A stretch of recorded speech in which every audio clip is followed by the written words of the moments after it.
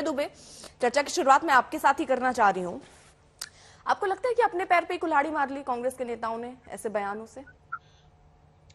अर्पिता जी, जानती हैं आप, जितने सर्वे रिपोर्ट कर्नाटका की आ रही है उसमें भारतीय जनता पार्टी बुरी तरह परास्त होती हुई दिखाई दे रही है। यहाँ तक कि आपके खुद का भी जो सर्वे है उसमें इस बात का स्पष्ट उल्लेख होता है।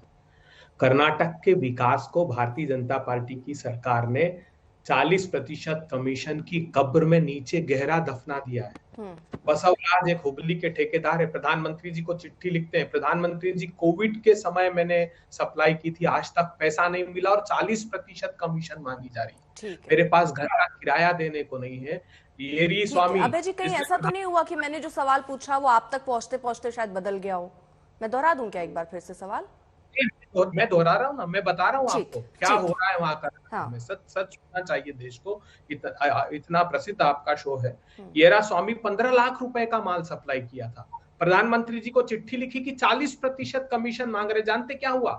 आईपीसी के सेक्शन 406 में सर मैं एक चीज आपको कहना चाहती हूँ, आपने ये सारी चीजें गिनाई अभी भी, और आप ये जनता के सामने भी कांग्रेस पार्टी गिना रही है, हर चुनाव दर चुनाव गिना रही है। यहां पर बैठ के भी आपके प्रवक्ता नेता गिनाते हैं सर, लेकिन जमीनी हकीकत समझिए कांग्रेस पार्टी का क्या हाल हो रहा है।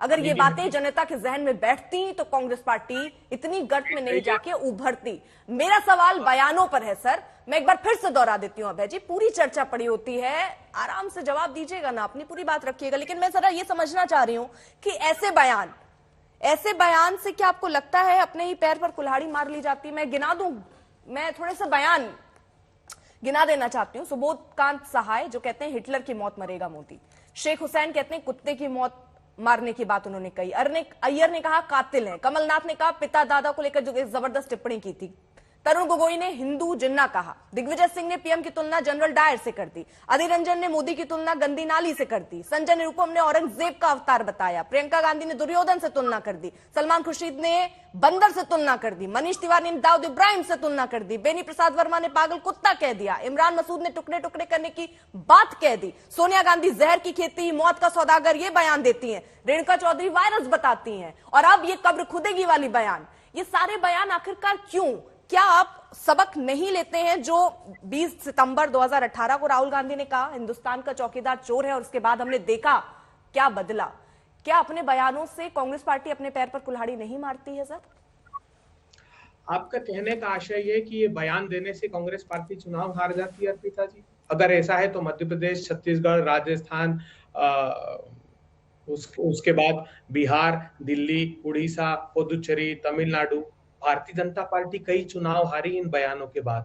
तो क्या इसका अर्थ है कि वहां की जनता ने इन बयानों को स्वीकार लिया? कतई नहीं। एक संतोष पाटिल है जो भारतीय जनता पार्टी का कार्यकर्ता, युवा वाहिनी का, हिंदू युवा वाहिनी का कार्यकर्ता, उसने मोदी जी को चिट्ठी लिखी और आत्महत्या कर दी कि बसवराज में 40% कमीशन खाई जा रही। उच्च न्यायालय के न्यायाधीश, उन्होंने सार्वजनिक रूप से टिप्पणी की।